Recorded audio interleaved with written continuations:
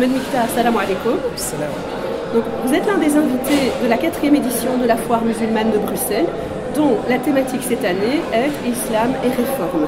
Vous avez participé à une table ronde portant sur la question suivante: faut-il réformer l'islam ou la pensée musulmane? Eh bien, je vous pose la question.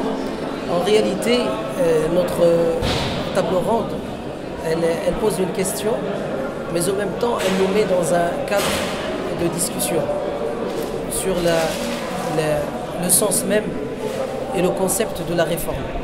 Qu'est-ce que c'est que la réforme? Que faut-il réformer? Qui a habilité à réformer? Comment faire? Quel mécanisme utiliser? Quels moyens?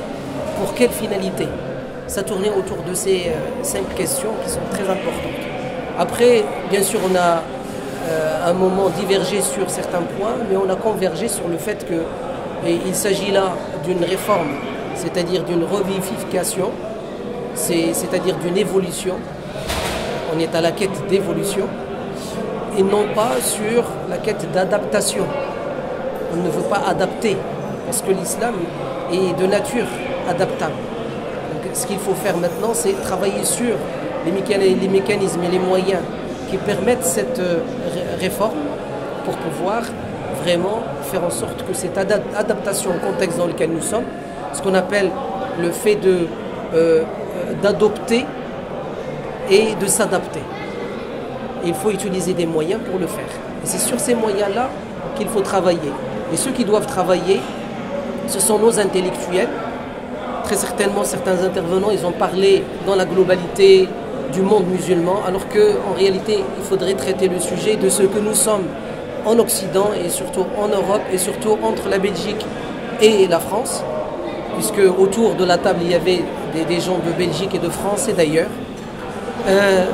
Cette réforme doit être faite d'une manière à ce que ces intellectuels puissent s'asseoir ensemble, trouver une plateforme de rencontre, de débat, pour pouvoir sortir en fin de compte d'une solution, d'une résolution commune, malgré les divergences et les discussions autour des principes et des fondements de cette réforme.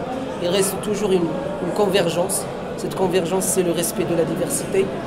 Cette convergence, c'est le fait que la composante musulmane de notre contexte, elle ne nous demande pas de tout revoir. Elle nous demande de lui permettre de vivre son islamité dans son contexte. Voilà. Merci Ahmed Miktar.